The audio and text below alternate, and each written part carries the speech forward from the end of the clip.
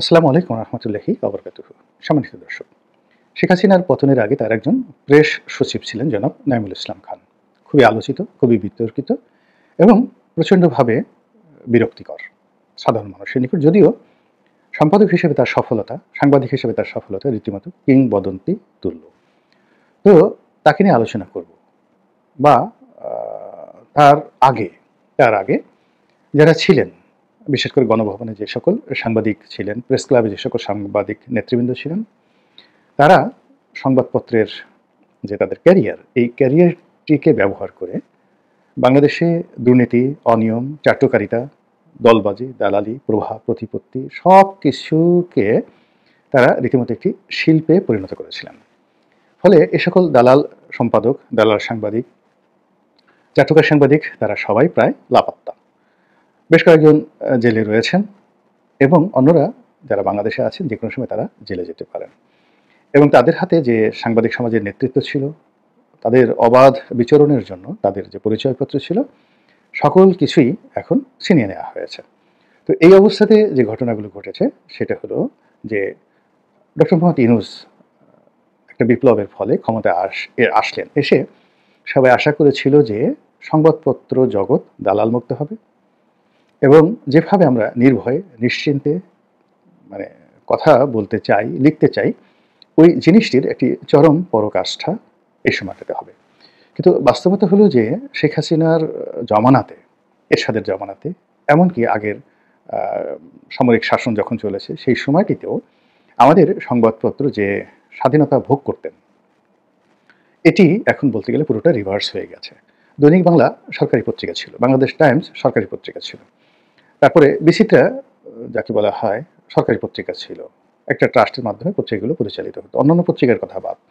এখন নির্মল সেন চাকরি করতেন দৈনিক বাংলাতে। আহমেদ হুমায়ুন সাহেব ছিলেন সেটার সম্পাদক। আর সাপ্তাহিক বিচিত্রা বাংলাদেশের সবচেয়ে প্রভাবশালী, অর্থাৎ এটিকে বলা হতো যে বাংলাদেশের টাইম ম্যাগাজিন কিংবা বাংলাদেশের নিউজ উইক।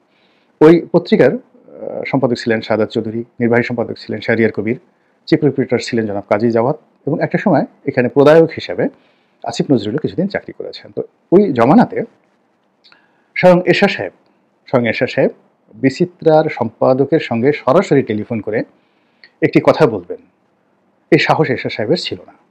বা শাহাদাত চৌধুরীকে পরামর্শ দিবেন এরকম দুঃসাহস তথ্য সচিব বা তথ্য মন্ত্রীর ছিল না।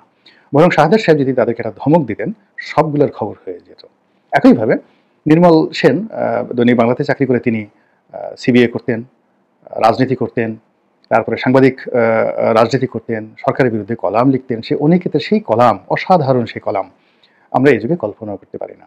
তো এগুলো এখন রীতিমতো দুর্গন্ধে পরিণত হয়েছে এবং সেই দুর্গন্ধটি শেখ হাসিনার জমানাতে ছিল বিরক্তিকর, আর এখন এই জমানাতে এটি বিরক্তিকর না, এটি রীতিমতো রাক্ষসে একটি অবস্থা ধারণ করেছে। এখন মিডিয়ার উপর যারা খবরদারি করছে, এরা রীতিমতো একটা মব তৈরি করে ফেলেছে। এখন এই মবের সঙ্গে কি সরকারের সমর্থন আছে, সংযোগ আছে? আর না থাকলে সরকার কেন এর বিরুদ্ধে ব্যবস্থা নিতে পারছে না? প্রথম আলো অফিসে যে ঘটনাগুলো ঘটেছে, তারপরে বসুন্ধরার যে মিডিয়া গ্রুপ, সেই মিডিয়া গ্রুপের অফিসে যে তাণ্ডব চলেছে, যেভাবে তাদের গাড়ি ঘোড়া ভাঙচুর করা হয়েছে, তারপর অন্যান্য সকল মিডিয়াতে, এমনকি যাকে বলা হয় সেই যুগান্তর, তারপরে যমুনা টেলিভিশন, সেখানেও কিন্তু মানে মবের আতঙ্কে রীতিমতো তাণ্ডব চলেছে। এটিএন নিউজ, এটিএন বাংলা, সময় টেলিভিশন, ৭১ টেলিভিশন, এগুলো বন্ধ করে না দিয়ে এখানে প্রথমত মব সৃষ্টি করা হয়েছে, এরপর এখানে ডাকাতি করা হয়েছে, দিনে দুপুরে সমস্ত মালামাল নিয়ে যাওয়া হয়েছে। তারপর সেখানে বলতে গেলে ঘেটুপুত্রদের সেখানে রাজত্ব, রাম রাজত্ব সেখানে তৈরি হয়েছে। এখন এই জায়গাগুলো যখন চললো, এরপরে অনেকে সতর্ক হয়ে নিজেদের মতো একটা সেলফ সেন্সরশিপ তারা তৈরি করে ফেলেছে। অনেকে ঘেটুপুত্রদের যন্ত্রণা থেকে বাঁচার জন্য বিভিন্ন রাজনৈতিক দলের যে মদত পুষ্ট সাংবাদিক রয়েছে, যারা এই সময়টাতে বেশ ক্ষমতা সম্পন্ন, তাদেরকে এনে বিভিন্ন বড় বড় পদে বসিয়ে সেই ঘেটুপুত্রদের যন্ত্রণা থেকে তারা বাঁচার চেষ্টা করে চলছেন। এবং সেই বাঁচার আকুতি থেকেই এখন তারা শেখ হাসিনার জমানাতে যা কিছু লিখতেন বা বলতেন তার সাথে অনেক অনেক কম পরিমাণে তারা লিখছেন এবং বলছেন। তো যেটা বলছিলাম যে এখন যে পরিবেশ এবং পরিস্থিতি তৈরি হয়েছে, সেই পরিবেশ এবং পরিস্থিতিতে আমরা বুঝতে পারছি না যে শেখ হাসিনার জমানাতে যারা দালালি করতেন তাদেরকে দেখে যে আমাদের বিরক্তি হতো, তাদের তুলনায় এখন ওই জায়গাগুলো যারা দখল করে আছেন তারা ভালো না আগের মানুষগুলো ভালো? কিংবা এখন যিনি শেখ হাসিনার জমানার যিনি প্রেস সচিব নাইমুল ইসলাম খান, তার সঙ্গে যদি আমরা তুলনা করি এখন যিনি বর্তমান প্রেস সচিব রয়েছেন ডক্টর মোহাম্মদ ইউনূসের, তাহলে এই দুজনের মধ্যে আপনি কাকে ভালো বলবেন? আচার-আচরণের যোগ্যতার দিক থেকে নাইমুল ইসলাম খানের একটি যাকে বলা হয় আঙ্গুলের সমান যোগ্যতা এই ভদ্রলোকের আছে, এটা আমার কাছে মনে হচ্ছে না। কিন্তু তিনি ভালো মানুষ, এপিতে চাকরি করেছেন, এটা সবই ঠিক আছে। কিন্তু যোগ্যতা, নাইমুল ইসলাম খানের যে যোগ্যতা, সেই যোগ্যতা তার লেখনীতে আছে, সেই যোগ্যতা তার সাংগঠনিক দিক থেকে আছে এবং বাংলাদেশে ৩টি যুগান্তকারী পত্রিকা তার হাতের সৃষ্টি। যেগুলো বাংলাদেশের পত্রিকার জগতের সকল ইতিহাসকে তছনছ করে দিয়েছে এবং একটা নতুন ইতিহাস তৈরি করেছে। সেই আজকের কাগজ, ভোরের কাগজ এবং আমাদের সময়। এবং আজকের যে প্রথম আলো, সেই প্রথম আলো বেসিক্যালি নাইমুল ইসলাম খানের বাই প্রোডাক্ট এবং তার হাতে যে সকল সাংবাদিক তৈরি হয়েছেন, তার বন্ধুরা, তার শুভানুদ্দাহীরা, তারাই কিন্তু এখন সংবাদপত্র জগতের স্টার, সুপারস্টার। এদের মধ্যে অনেকে দালাল হয়ে গেছেন। এখন নাইমুল ইসলাম খানকে যদি আপনি দালাল বলেন, তাহলে তার দালালির একটা আর্ট ছিল, সেই দালালির একটা রিদম ছিল, একটা উচ্চাঙ্গ সঙ্গীত ছিল সেই দালালির। কিন্তু এখন যারা দালালি করছেন এরা তো রীতিমতো রামদা নিয়ে দালালি করছেন, যে আমার এই দালালি দেখতে হবে, শুনতে হবে, মানতে হবে। আর কথা বললেই একদম রামদা দিয়ে মোটামুটি ক্যাঁচা ক্যাঁচা, কই যেভাবে, কই মাছ যেভাবে কাচে এইভাবে কেচে দেবে। এবং এরা ঠিক সাংবাদিকের ভাষায় কথা না বলে এরা সেই শীর্ষ সন্ত্রাসীর মতো কথা বলছে। এদের সেই বক্তব্য এখন মোস্তফা ফারুকী তার একটা নাটকে সে বিভিন্ন ভিলেন সে আমদানি করে। তো এই ভিলেনগুলো একটা নাটকের একটা খণ্ডিত অংশ ফেসবুকে ঘুরে বেড়াচ্ছে, ব্যাচেলার পয়েন্ট নাকি যেন নাম। তো সেখানে মার্জুক রাসেল দেখা গেল সে ব্যক্তিগত জীবনে প্রচণ্ড ভীরু, কিন্তু তার একটা লম্বা শরীর আছে এবং সে সবসময় একটা সন্ত্রাসী ভাব দেখাতে চায় এবং কিছু হলেই রাগ হলেই সে একটা চিৎকার দিয়ে একটা বিশ্রী শব্দ করে, এই শব্দটাকে সে তার মতো করে করে। তো এখন এই বর্তমান জমানাতে যারা এসে দাপট দেখাচ্ছেন, এদের আসলে কারোরই বীরত্বের ইতিহাস নেই।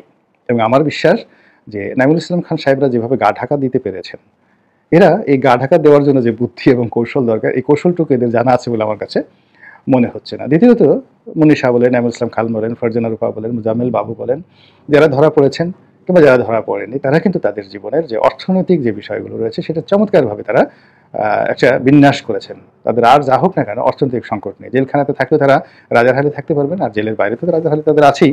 তো এখন যারা এই ওদের রূপান্তর ঘটেছেন, ফারজানা রূপা রূপান্তর যারা ঘটাতে চাচ্ছেন, কিংবা যারা মুজাম্মেল বাবু হওয়ার চেষ্টা করছেন, কিংবা যারা নাইমুল ইসলাম খান হওয়ার চেষ্টা করছেন, কিন্তু নাইমুল ইসলাম খানের যে কৌশলটা ছিল, তিনি বুদ্ধিমত্তা দিয়ে, কথা দিয়ে সব কিছুই সরকারের পক্ষে তিনি রাখার চেষ্টা করতেন এবং সারা দুনিয়া যদি খারাপ বলে, সেই খারাপ জিনিসটিকে তিনি আকার ইঙ্গিতে সুন্দর করে সেটা যে ভালো, তিনি বোঝানোর জন্য যত তথ্যপত্র ডাটা সেটা তিনি উপস্থাপন করতেন। আর তার পক্ষে যারা লোকজন ছিল সবাই খুশি হতো, প্রতিপক্ষে যারা লোকজন ছিলেন তারা বিরক্ত হতেন, কিন্তু ক্রোধান্বিত হতে পারতেন না, রাগান্বিত হতে পারতেন না। এগুলো যুক্তিযুক্ত ছিল। একইভাবে মোহাম্মদ এ আরাফাত তিনিও তারকে নিয়ে আপনার যতই খারাপ চিন্তা থাকুক বা অপছন্দের মানুষ হোক, কিন্তু দলের প্রতি তার যে ডেডিকেশন, তার যে কর্মের প্রতি তার যে ডেডিকেশন, এবং তিনি যেভাবে প্রায় সব কিছুর মধ্যে একটা ইতিবাচক বিষয় খুঁজে পেতেন, কিংবা সুভাষ সিংহ রায় সব কিছুর মধ্যেই তিনি রবীন্দ্রনাথকে এনে, শিল্পকে এনে, সাহিত্যকে এনে তিনি যেভাবে কথা বলতেন সেখানে ভায়োলেন্স ছিল না, তাদের রামতাও ছিল না, চাকু ছিল না, পিস্তল ছিল না, এবং তাদেরকে আমি কখনোই প্রতিপক্ষের সঙ্গে থ্রেট দেওয়া এরকম পরিবেশ পরিস্থিতিতে তারা পড়েছেন এরকম মনে হতো না। বরং একান্ত ঘরোয়া আড্ডাতে তারা ছিলেন নিতান্ত উদার, এবং যার সঙ্গে একেবারে তাদের যাকে বলা হয় দাকুমার সম্পর্ক হওয়া উচিত, তাদের সঙ্গে যদি কোনো সামাজিক অনুষ্ঠানে দেখা হতো তারা হাসি মুখে কথা বলতেন এবং এমনভাবে কথাবার্তা বলতেন যেটা মনে হতো যে কোনো ঘটনাই ঘটেনি। যেমন একটা ঘরোয়া আড্ডাতে আমার যখন আসলে আমি তখন অত কিছু বুঝতাম না, 2011-12-তে ঢাকা ক্লাবের একটা অনুষ্ঠানে আমরা সবাই ছিলাম, সেখানে মোজাম্মেল বাবু সাহেবও ছিলেন। তো মোজাম্মেল বাবু সাহেব সেখানে ছিলেন। তো আমি সেই যে অনুষ্ঠানের বিষয় নিয়ে বাংলাদেশ প্রতিদিনে একটা লেখা লিখেছিলাম, আকার ইঙ্গিতে একটা লেখা লিখেছিলাম। সেখানে মোজাম্মেল বাবু সাহেবকে অনেকটা স্যাটায়ার করে কোবরা বাবু, মানে গোখরা সাপের নাম যে কোবরা, সেই কোবরা বাবু উল্লেখ করে একটা রম্য রচনা লিখেছিলাম। তো এই ঘটনার পরে যখন তার সঙ্গে আমার দেখা হলো, তো তিনি হাসি মুখে আমাকে বরণ করে নিলেন এবং তিনি সুন্দরভাবে বললেন যে রনি, যেহেতু তিনি ছাত্রলীগ করতেন, বয়স আমার বড়, এই জন্য আমাকে তুমি করে বলতেন যে রনি, তোমাকে একটা কথা বলি, একান্ত ঘরোয়া পরিবেশের বিষয়গুলো আসলে এইভাবে পাবলিকলি লিখতে হয় না, বলতে হয় না। তো আমার শিক্ষার জন্য এর চাইতে আর বড় শিক্ষা হতে পারে না। তিনি খুব চমৎকারভাবে আমাকে সেই কথাগুলো বলেছিলেন। একইভাবে নাঈমুল ইসলাম খান, আমি তার পত্রিকায় তার সঙ্গে একসঙ্গে আমরা সহকর্মী ছিলাম। তিনি সম্পাদক ছিলেন, আমি একটা পৃষ্ঠার সম্পাদক ছিলাম। আমরা সবাই সেই কাজী শাহেদ আহমেদের অধীনে চাকরি করতাম। তো সেই অর্থে তিনি আমার ইমিডিয়েট বস। তো তারপরেও তার সঙ্গে আমার টকশো হতো, কথাবার্তা হতো। তিনি ভদ্রতার সীমা কখনোই অতিক্রম করেননি। সবসময় আপনি করে কথা বলতেন। কখনো বলতেন রনি তুমি ইত্যাদি, ইত্যাদি। আপনি করে কথা বলতেন। এবং একটা টকশোতে আমি যখন তাকে ব্যক্তিগত আক্রমণ করে ছোট্ট একটা কথা বলেছি, তিনি বললেন যে, "দেখুন আসলে এটা ঠিক না। এর কারণ হলো ব্যক্তিগতভাবে যদি আপনাকেও আমি বলতে চাই, আমি এই মুহূর্তে আপনাকে ১০ টা কথা বলতে পারি, কিন্তু আমি কথাগুলো বলব না।" তো এসে যাকে বলা হয় ভদ্রতা। এটা একটা দক্ষতা, কথা বলার একটা দক্ষতা। সেই দক্ষতাটা তাদের ছিল। তারা দালালি করলেও তাদের সেই দক্ষতাটা ছিল। প্রতিপক্ষের সঙ্গে ছিল এবং দালালিটাও করতেন, সেটাও কিন্তু একটা শিল্পের পর্যায়ে আ নিতেন। এবং এখনো পর্যন্ত আপনি খুঁজে পাবেন না, কাউরই খুঁজে পাবেন না যে তারা দালালি করেছেন।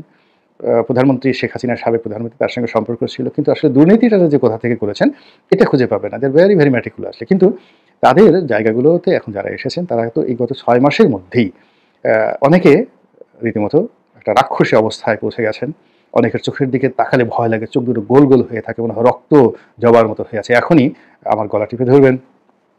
তারপর তারা যেভাবে কথাবার্তা বলেন, আঙ্গুল উঁচিয়ে কথাবার্তা বলেন, একেবারে মনে হচ্ছে এরা যেন সবাই আইয়ুব খানের আব্বা, ইয়াহিয়া খানের দাদা অথবা এডলফ হিটলারের বড় ভাই। এরকম একটা তাদের মধ্যে অবস্থা রয়েছে এবং কিছু হলেই মব সৃষ্টি করে দেবেন, ধরে নিয়ে আসবেন, বাড়ি আক্রমণ করবেন বা এরকম একটা থ্রেট তারা কখনো দেন না।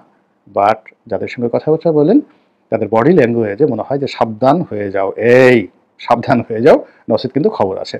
তো এই যে একটা সেটআপ, এই যে একটা বিবর্তন হলো, আমরা যদি এখন বলি যে, "যেই লাউ সেই কদু", সেই লাউ সেই কদু কথাটাও এখানে প্রযোজ্য নয়। মনে হচ্ছে যে লাউ গেছে, বিনিময়ে আমরা কুমড়া পেয়েছি এবং যেন তেন কুমড়া না, পচা কুমড়া। এবং আপনারা জানেন যে কুমড়ো যদি পচে যায়, ভিতরে পচে যায়, প্রকৃতিতে অন্য কোনো সবজির এত দুর্গন্ধ নেই কুমড়া পচার দুর্গন্ধের মতো। তা আমরা সেই লাউয়ের পরিবর্তে কুমড়া পচা পেলাম, নাকি লাউয়ের পরিবর্তে আমরা অমৃত পেলাম? এই বিষয়ে সিদ্ধান্ত নেওয়ার জন্য আমি আপনাদের প্রতি নিবেদন জানালাম। আল্লাহ আমাদের সবাইকে হেদায়েত দান করুন এবং হেফাজত করুন। আসসালামু আলাইকুম ওয়া রাহমাতুল্লাহ।